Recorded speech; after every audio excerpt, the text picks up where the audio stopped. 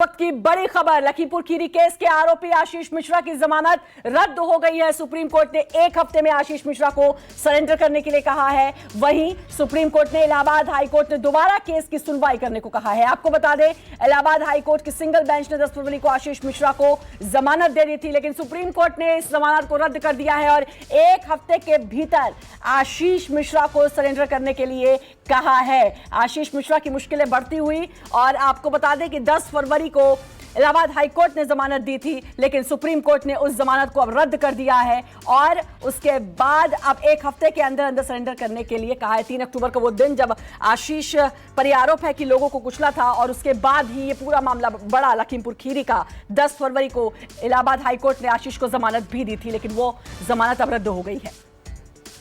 प्रभाकर मिश्रा हमारे सहयोगी हमारे साथ जुड़ चुके हैं। प्रभाकर, आशीष की मुश्किलें एक बार फिर से बढ़ती हुई नजर आ रही हैं, जमानत याचिका रद्द।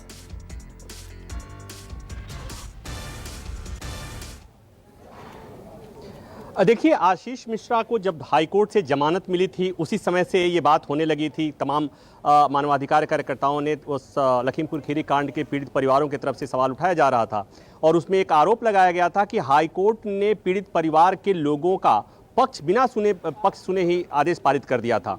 मामला सुप्रीम कोर्ट में आया और इसमें एक बात जानने वाली है कि सुप्रीम कोर्ट में उत्तर प्रदेश सरकार ने हाईकोर्ट के फैसले को चुनौती नहीं दी थी, पीड़ित परिवारों ने चुनौती दी थी।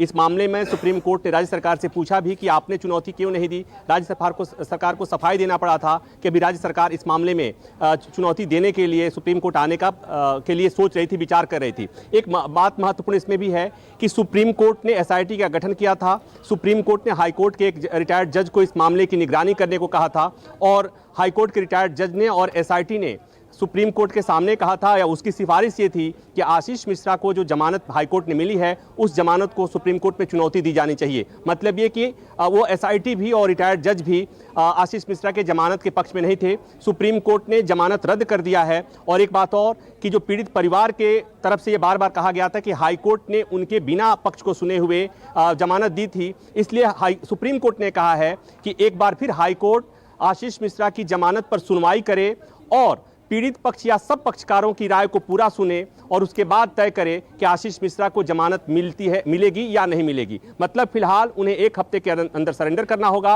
और उसके बाद हाईकोर्ट में दोबारा ये जाएंगे और नए यानी कि प्रभाकर अब कोई और चारा नहीं है 1 हफ्ते में सरेंडर करने के अलावा आशीष के पास।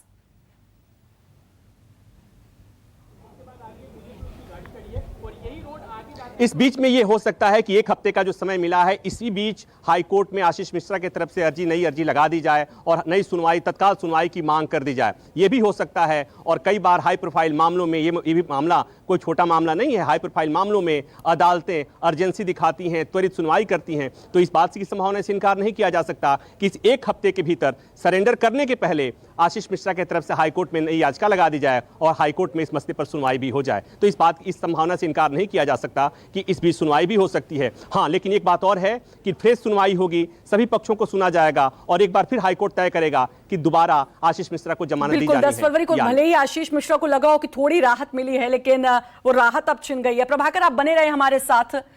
नमस्कार, मैं हूं मानक गुप्ता। अगर आपको हमारा ये वीडियो पसंद आया हो तो इसे लाइक और शेयर जरूर करें और हाँ, हमें सब्सक्राइब और फॉलो करना ना भूलें ताकि आप देश और दुनिया की कोई खबर मिस ना करें। चाहे कोई ब्रेकिंग न्यूज हो या कोरोना वायरस से जुड़ी कोई भी अपडेट, पॉलिटिक्स हो या आपकी जेब से जुड़ी कोई खबर, इलेक्शन की कोई न्यूज हो, कोई कंट्रोवर्सी हो या फिर कोई वायरल वीडियो, सब कुछ मिलेगा News 24 पर। तो जुड़े रहिए हमारे साथ और देखते रहिए News 24।